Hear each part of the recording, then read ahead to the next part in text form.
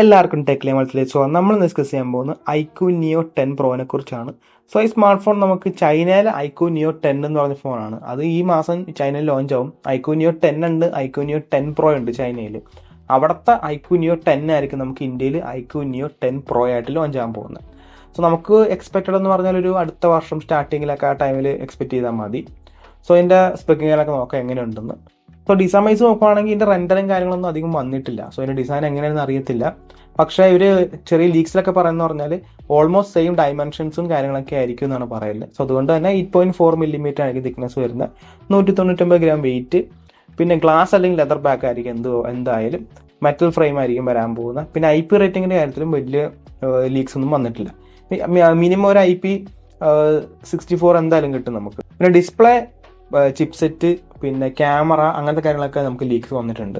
So നമ്മൾ next display നമ്മൾ നോക്കുവാണെങ്കിൽ 6.78 ഇഞ്ചിൻ്റെ ഒരു 1.5K 144 Hz 80 LTPA പാനലാണ് വരുന്നത്. 10 ബിറ്റ് ആണിത്. പിന്നെ 4500 നിറ്റ്സ് ആണ് ബ്രൈറ്റ്നസ് വരുന്നത്. 2160 Hz PWM ഡിമ്മിങ്ങും വരുന്നുണ്ട്. പിന്നെ HDR10+ സപ്പോർട്ടും വരുന്നുണ്ട്. പിന്നെ ഇതിൻ്റെ പ്രൊട്ടക്ഷൻ ആയിരുന്നു പറഞ്ഞിട്ടില്ല, കാരണം ഐക്യു അങ്ങനെ പറയാറില്ല പ്രൊട്ടക്ഷൻ്റെ കാര്യം. മോസ്റ്റ്ലി മിക്കവാറും ചിലപ്പോൾ ഷോർട്ട് സെൻസേഷനോ അല്ലെങ്കിൽ പാൻറ്റാഗ്ലാസോ വല്ലതും ആയിരിക്കും. സോ ഡിസ്പ്ലേ കാര്യത്തിൽ ഒരു കുറവും വരുത്തിയിട്ടില്ല ശരിക്കും പറഞ്ഞായിരിക്കും. ടോപ്പ് നോച്ച് ഡിസ്പ്ലേ തന്നെയാണ് വരുന്നത്.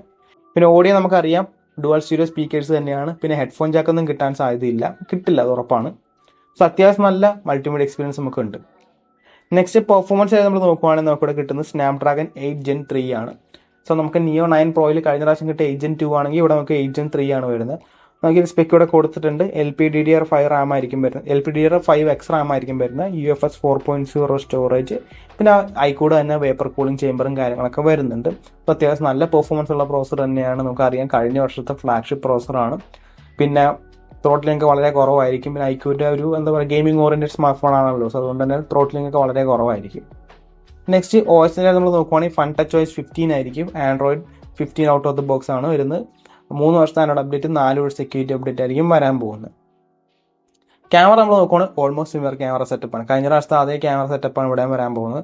50 MP f1.8 അപ്ചർ എന്ന പ്രൈമറി സെൻസർ, OS വരുന്നുണ്ട്. 4K 30 FPS അല്ലെങ്കിൽ 60 FPS. പിന്നെ 8 MP ultra wide 1080p 30 FPS ആയിരിക്കും. പിന്നെ 16 MP സെൽഫി. ശരിക്കും പറഞ്ഞാൽ വലിയ ഡിഫറൻസ് ഇല്ല, കഴിഞ്ഞ പ്രാവശ്യം സെയിം സെറ്റപ്പ് ഒക്കെ തന്നെയാണ് ഇപ്പോഴും വരുന്നത്. ബാറ്ററി നമുക്ക് വരുമ്പോൾ നമുക്ക് 6100 mAh ബാറ്ററി ആയിട്ടുണ്ട്. 6100 mAh കാർബൺ സിലിക്കൺ ബാറ്ററിയാണ് നമുക്കിവിടെ വരുന്നത്. 120 വാട്ട് ചാർജറും വരുന്നുണ്ട്. സോ അത് അവിടെ നമുക്കൊരു അപ്ഗ്രേഡ് വന്നിട്ടുണ്ട്. സോ ഗെയിമിംഗ് ഫോണാണ്. സോ അതുകൊണ്ട് തന്നെ ലാസർ ബാറ്ററി വരുമ്പോൾ നല്ലോണം നമുക്ക് ആ സ്ക്രീൻ ഓൺ ടൈമൊക്കെ കിട്ടും. നെക്സ്റ്റ് കണക്ടിവിറ്റി നമ്മൾ നോക്കുവാണെങ്കിൽ 5G ആയിരിക്കും, Wi-Fi 6E ആയിരിക്കും എന്തായാലും വരുന്നത്. Bluetooth 5.4, USB Type-C 2.0 ആയിരിക്കും എന്തായാലും.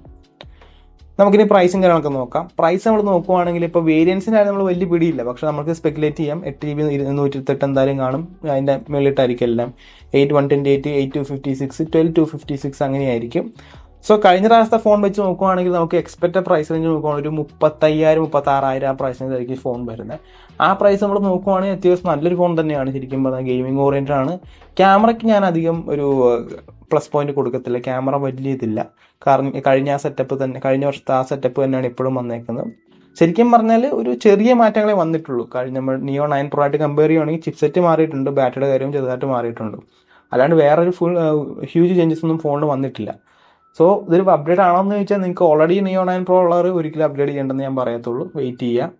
അല്ലാത്തവർക്കൊക്കെ നല്ല ഫോൺ തന്നെയായിരിക്കും. ഒരു ഗെയിമിംഗ് ഓറിയൻറ്റഡ് സ്മാർട്ട് ഫോൺ ആണ്. സോ പെർഫോമൻസ് ഓറിയൻറ്റഡ് ആളുകൾക്ക് നല്ലൊരു സ്മാർട്ട് ഫോൺ തന്നെയായിരിക്കും 35,000 പ്രൈസ് റേഞ്ചിൽ.